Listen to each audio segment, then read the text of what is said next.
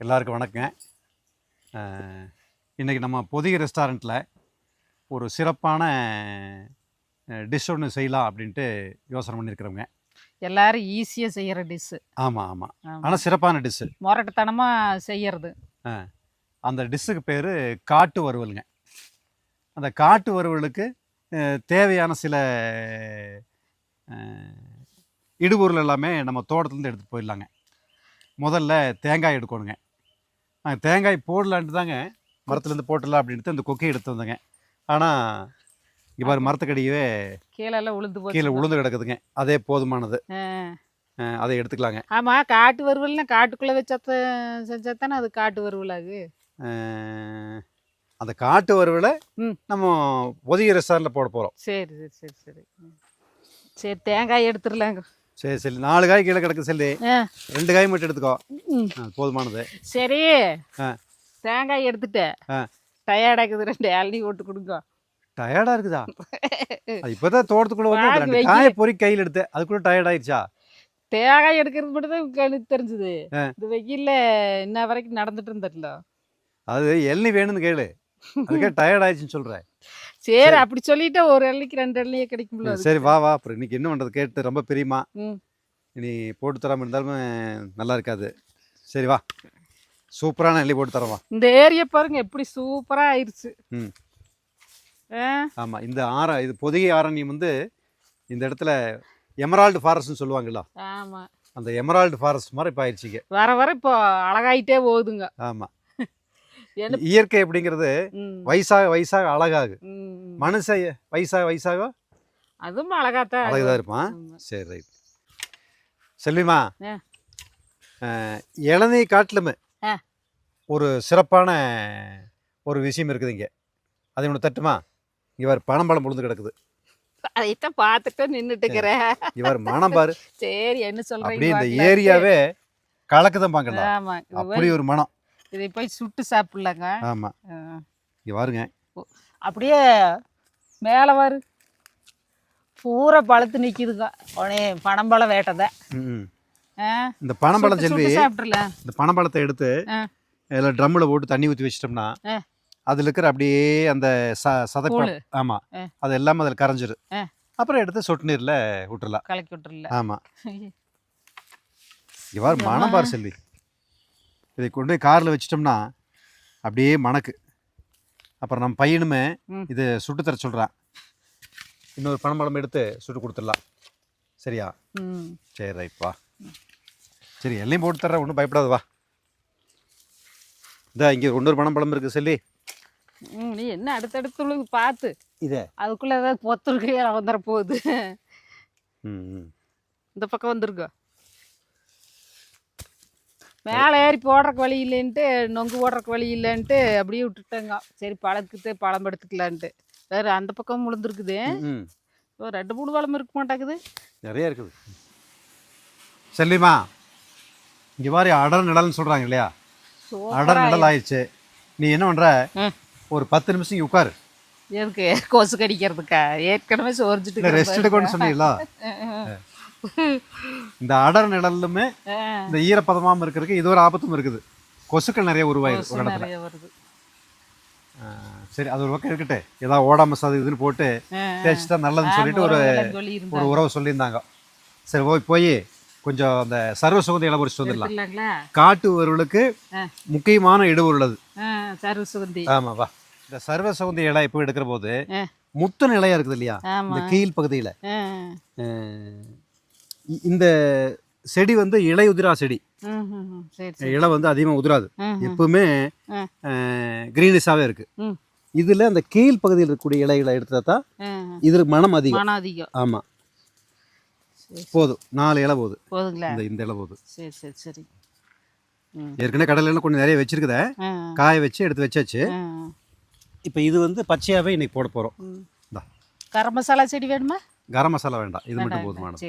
ரொம்ப அது மசாலா அதிகமான மாதிரி ஆயிரும். அந்த காட்டு வறுவலுக்கு உண்டான சுவை குறைஞ்சி போயிரு. சரி சரி சரி. இப்போ இது எடுத்தாச்சு. இனி போய் கொஞ்சம் கருவேப்பிலை, அப்புறம் தேங்காய் மட்டை வாங்கி எடுத்துக்கலாம். சரி சரி. அப்புறம் மற்றதெல்லாம் போய் ரெஸ்டாரண்ட்டில் போட்டுக்கலாம். ஆமாம் போட்டுக்கலாம். ஒரு கருவேப்பிலையும் பொரிச்சுக்க. கருவேப்பிலையும் எடுத்துக்கலாங்க. போதுங்களா? அது போதும். அதே போதும். போதுங்களா? சரி, எச்சா இருந்து ஏற்கனவே நேற்று எடுத்துகிட்டு போயிட்டீங்களா? ஆமாம். சரி சரி. இதே போதும். பாருங்கள், லெமன் கிராஸ் எல்லாமே கட் பண்ணி நிழல்லையே காய வச்சுருக்குதுங்க. இதை எதுக்கு பயன்படுத்துகிறோம்னா, நம்ம ரெஸ்டாரண்ட்லேயோ வீடுகள்லேயோ கொசு வருது இல்லைங்களா, அந்த கொசு விரட்டிக்காக நம்ம இதை பயன்படுத்துகிறோம். இதில் புகை போட்டோம்னா கொசுவில் ஓடி இருக்கு. அதனால நிழலில் உலர வச்சுருக்குது இது எல்லாமே. அப்போ ஆமாம், நம்ம மசாலாவுக்கு தேவையானதை பச்சையாக எடுத்துகிட்டு போயிடுறதுங்க. அப்புறம் இது மாதிரி நிழலில் உலர வச்சு மாதிரி கொசு விரட்டிக்காக இதை பயன்படுத்திக்கிறதுங்க. பாருங்க, இங்கேயே மட்டையை வாங்கி எடுத்துகிட்டு போயிட்டோம்னாங்க கடையில் போய் உடைக்கிறதுக்கு சௌரியமாக இருக்குங்க. அதேன்னா ஒரே இதுலேயே பொழந்துட்டு வந்துட மாட்டேங்குது. ஆமாம், நல்லா காஞ்சி போச்சா.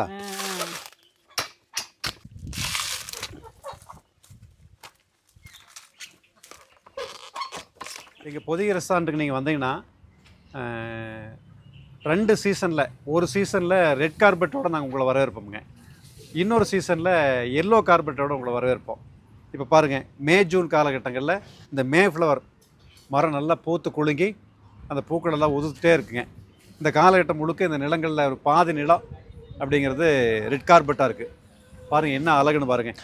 இந்த பூ சாப்பிட்லாங்க.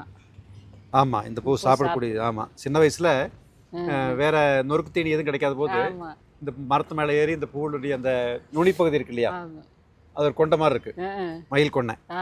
அந்த கொண்டையை பிடிச்சி சாப்பிட்றது அப்படிங்கிறது வழக்கமாக இருக்குது. இதில் ஒரு பூ வந்து வெள்ளை வெள்ளையாக இருக்குது, அது இன்னும் டேஸ்ட்டாக இருக்குது. ஆமாம், ஏதோ ஒரு பூ வந்துங்க வெள்ளை புள்ளி புள்ளியாக இருக்குது, அதையும் கூட பார்க்கலாமே. அது இருக்குது இங்கே வாசல் பாருங்க. இந்த பூனுடைய இந்த பகுதி சாப்பிட்றதுக்கு நல்ல ருசியாக இருக்குங்க.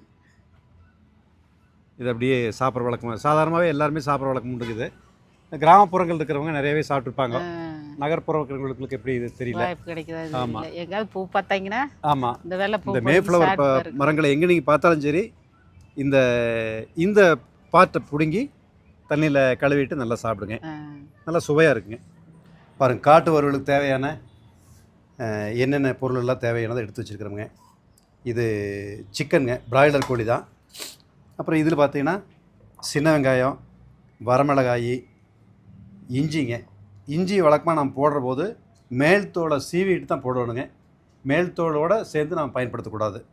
அப்புறம் பூண்டு கொஞ்சம், இப்போ தோட்டத்துலேருந்து கொண்டு வந்த கருவேப்பிலை, அப்புறம் இப்போ தோட்டத்துலேருந்து கொண்டு வந்த சர்வ சுகுந்தி இலை, அப்புறம் கொஞ்சம் தேங்காய்ங்க. இந்த காட்டு வறுவலுக்கு தேங்காய் போடுறது அப்படிங்கிறது தான் ரொம்ப சிறப்பானதுங்க. அப்புறம் கொஞ்சம் உப்பு, மஞ்சத்தூளுங்க. அப்புறம் செக்கில் ஆட்டின தேங்காய் எண்ணெய், இது வந்து நல்லெண்ணெய்ங்க. இப்போ இதைத்தான் நம்ம பயன்படுத்தி இந்த காட்டு வறுவலை போட போகிறோங்க. இந்த காட்டு வறுவல் வந்து எந்த மசாலா பொடியும் சேராது, அதுதான் இதனுடைய சிறப்பு. வாங்க இப்போது பாரு கடாயி, இப்போது கடாயை இதை பயன்படுத்தி நம்ம போடலாங்க. செல்வி, இப்போ என்ன பண்ணுறேன், வேடிக்கை மட்டும் பாரு, வேடிக்கை பாரு, சாப்பிடு, உன்ற வேலை அது மட்டும்தான். இந்தாங்கண்ணா. சரி வாங்க இப்போ. இது தம்பி மனோஜுங்க.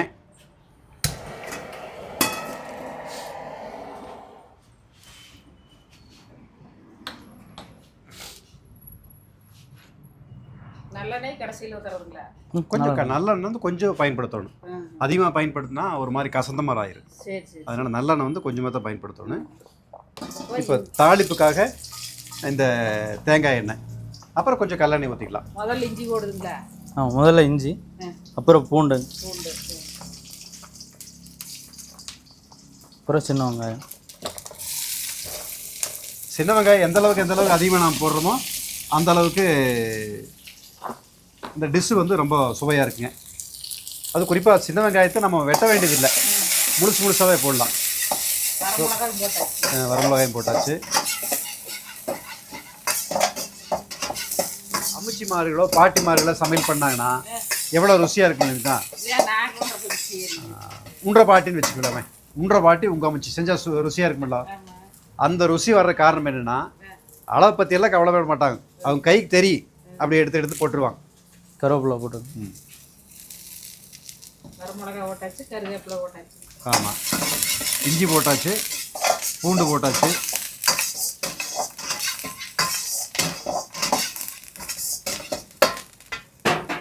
அப்புறம் இதில் பாருங்கள், இதில் தேவைப்பட்டால் ஒரு தக்காளி போடலாம். இல்லை தக்காளி அங்கே இல்லையா, அதை பற்றி கவலைப்பட வேண்டியதில்லை. தேவைப்பட்டால் ஒரு தக்காளி போட்டுக்கலாம். சிக்கன் குறிப்பாக இந்த சிக்கனை அலாசுற போதுங்க கொஞ்சம் மஞ்சத்தூளை போட்டு பிசைஞ்சு விட்டு அப்புறமா நம்ம தண்ணி ஊற்றி அலாசிக்கலாங்க. பொதுவாக க்ளீன் பண்ணுற போது எப்பவுமே சிக்கனை கொஞ்சம் மஞ்சத்தூள் போட்டு, சாதாரணமாகவே மஞ்சத்தூள் போட்டு அலாசுறது அப்படிங்கிறது, அந்த கழுவுறது அப்படிங்கிறது நம்ம தொடர்ந்து செஞ்சோம்னா ஒரு ஆரோக்கியமாக இருக்குங்க. அது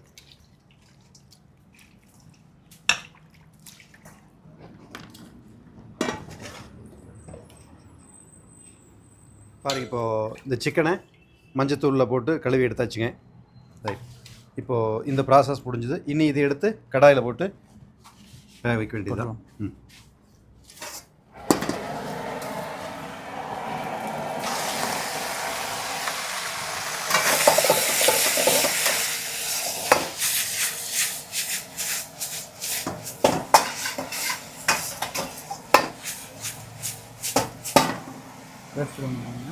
இங்கே கொண்டு போய் தண்ணி ஊற்றிக்கலாம்.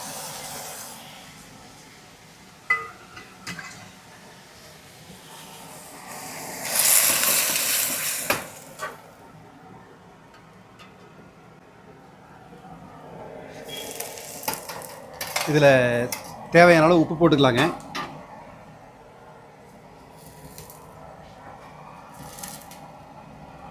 இப்போ மஞ்சத்தூள் போடுறோங்க.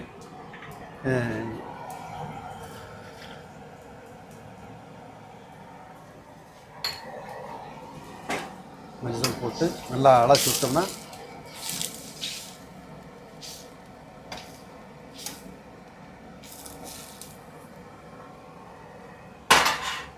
மல்லித்தூள் போடலாமா அப்படின்னா தேவைப்பட்டால் போடலாம், கொஞ்சம் ருசி வேணும் தான்.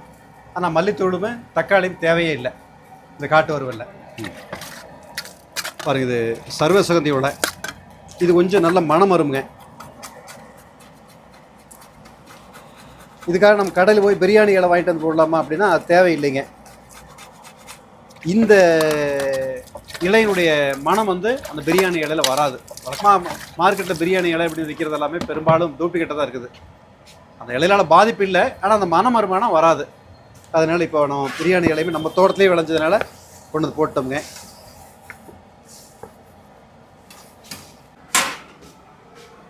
இப்போது கொஞ்ச நேரம் வேகட்டுங்குது, மூடி வச்சுருவோம். இப்போது நான் மஞ்சத்தூளை பற்றி ஒரு தகவல் உங்கள்கிட்ட நான் சொல்லி ஆகணுங்க. இந்த மஞ்சத்தூளில் நம்ம தோட்டத்திலே விளையிற மஞ்சத்தூளுங்க, இயற்கை விளையிறது. பூச்சி வெரைட்டி அப்படிங்கிறது சாதாரணமாக நம்ம தோட்டத்திலேயே ஆடாதோட இலை, நொச்சி இலை அதை பயன்படுத்தி தான் பூச்சி வெரைட்டியாக பயன்படுறோம். அப்புறம் கீழே அந்த அடியோரமாக கொடுக்குறது அப்படிங்கிறது வேப்ப முன்னாக்கு போட்டிருப்போங்க. மற்றபடி பெருசாக ரசாயனம் சார்ந்த எதுவுமே பயன்படுத்துறது இல்லை. ஆமாம், நல்லா பெருசாக வருது பாருங்கள். இதெல்லாமே ஒரு கிட்டத்தட்ட 2 வருஷம் ஆச்சுக்குது. இது காய வச்சு நம்ம எடுத்து வச்சுக்கிறது. சுத்தமாக தண்ணியில் அலசி நாம் பாலிஷ் பண்ணுறது இல்லைங்க. தண்ணியில் அலசி அப்புறம் எடுத்து நாங்கள் காய போட்டு வச்சுக்கோங்க. தேவைப்படுற போது மஞ்சள் தூளை அரைச்சிக்கிறது. நீங்கள் மஞ்சத்தூளை பயன்படுத்தணும்னு வீட்டில் நினச்சிங்கன்னா அதிகபட்சமாக 4 பேர் இருக்கக்கூடிய ஒரு குடும்பத்துக்கு வருஷம் 1 கிலோ தேவைப்படுங்க. நீங்கள் தான் விவசாயிகிட்டையே மஞ்சள் கிழங்கா வாங்கி தேவைப்படுற போது அதை அரைச்சிங்க. அதிகபட்சமாக 300லேருந்து 350 மஞ்சள் தூளை வாங்கினீங்கன்னா 500 ரூபா வரும். ஒரு வருஷத்துக்கு தேவையான மஞ்சள் வந்தாச்சு. நீங்கள் என்ன மருத்துவ குணத்தை நீங்கள் அந்த மஞ்சளில் விரும்புகிறீங்களோ அந்த மருத்துவ குணம் அந்த மஞ்சள் இருக்குது. ஆனால் இதில் என்னென்னாங்க, மார்க்கெட்டில் வர்ற மஞ்சள் எல்லாம் பெரும்பாலும் பார்த்தீங்கன்னா அந்த மஞ்சளை வாங்கி கம்பெனிக்கு அனுப்புகிறாங்க. அந்த கம்பெனியில் பாய்லரில் வேக வைக்கிறாங்க மஞ்சளை. அதுலேருந்து அந்த குறுக்கு மீட்டை மட்டும் தனியாக பிரித்து எடுக்கிறாங்க. இப்போ அந்த மார்க்கெட்டுக்கு வர்ற மஞ்சள் எது தெரியுங்களா, அந்த மஞ்சள் கிழங்கு சக்கை இருக்குது இல்லைங்களா, அந்த சக்கை எடுத்தால் மஞ்சளை அரைக்கிறாங்க. அரைச்சி அதில் கொஞ்சம் மணம், அதில் கொஞ்சம் அந்த இன்னும் கொஞ்சம் கலர் எல்லாம் ஆட் பண்ணி நம்மளுக்கு வரும்போது பாக்கெட்டில் பண்ணி வரும்போது பளியன்னு இருக்குது. அதனால் முடிஞ்ச அளவுக்கு நீங்கள் அதையெல்லாம் தவிர்த்துட்டு விவசாயிகிட்டே நேரடியாக நீங்கள் பர்ச்சேஸ் பண்ணிட்டீங்கன்னா விவசாயிகளுக்குமே அது ஒரு துணையாக இருக்குங்க. வருவாய் கொடுக்கக்கூடியதாக இருக்குது. உங்களுக்குமே நேரடியாக உங்கள் சமையல் கட்டுக்கு ஆரோக்கியம் வந்தாச்சு. ஆஸ்பத்திரி செலவு கம்மியாயிருது. உங்களுக்கு வேண்டுகோளாகவே கொடுத்துட்றேங்க. சரி, இதை பார்க்கலாம் வாங்க. இப்போ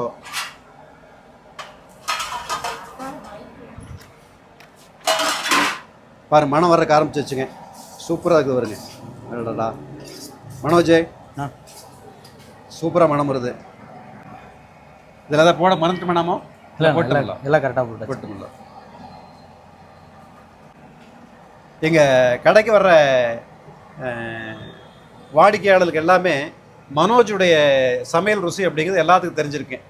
அது குறிப்பாக ரெகுலராக வரக்கூடிய வாடிக்கையாளர்களுடைய காரம் சாப்பிடுவாங்களா, இல்லை இனிப்பாக சாப்பிடுவாங்களா, இல்லை காரம் கம்மியாக சாப்பிடுவாங்களா, கொஞ்சம் இப்போ உங்களுக்கு உப்பு தூக்கலாக போடணுமா, இது எல்லாமே தெரிஞ்சு வச்சுருப்பாங்க. தம்பி மகேஷுமே மனோஜுமே அதில் கைதேர்ந்த ஆட்களுங்க. சரி மனோஜ், இது டேஸ்ட் பார்த்துடலாமா? சரி.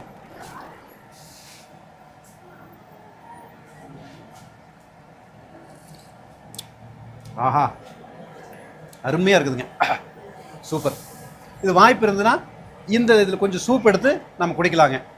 ஒரு கப் எடு மனோஜ், சூப் குடிக்கலாம்.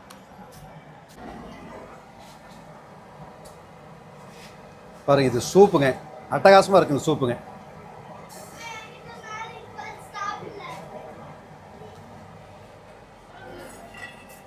எப்பவுமே இது காட்டு வரல் வேகிற போது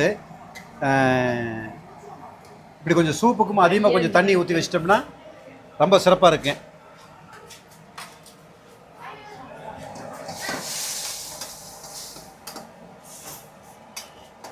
பொதுவாக இது மட்டனு, நாட்டுக்கோழி எல்லாத்துலேயுமே இது செய்யலாங்க. பிராய்லர் கோழி செய்கிறது அப்படிங்கிறது சட்டுன்னு வெந்து போயிரு. கருவேப்பிலையே முதல்லையே போட்டுறணுங்க. வெந்து அதில் இருக்கிற எசன்ஸ் எல்லாம் உள்ளே இறங்கி. மல்லித்தலை போடுற போது எப்பவுமே கடைசியில் தான் போடணும். அந்த லேசான சூட்டுக்கே போதுமானது. மல்லித்தலை வெந்து அந்த மல்லித்தலை நம்ம அப்படியே சாப்பிட்றதுக்கு அது வசதியாக இருக்குது. அந்த மனம், அந்த மல்லித்தலை இருக்கக்கூடிய மருத்துவ குணம்.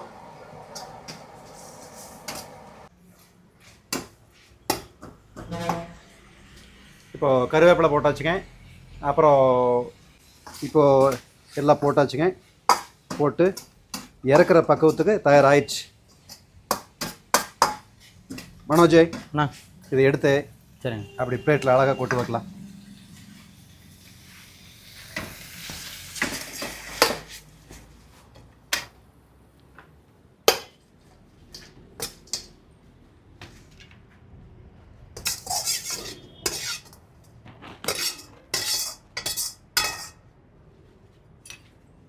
ரைட், சூப்பராக ரெடி ஆகிடுச்சு காட்டு வறுவல். இனி சாப்பிட வேண்டியதுதான். நன்றிங்க. நன்றிங்க. ரைட்.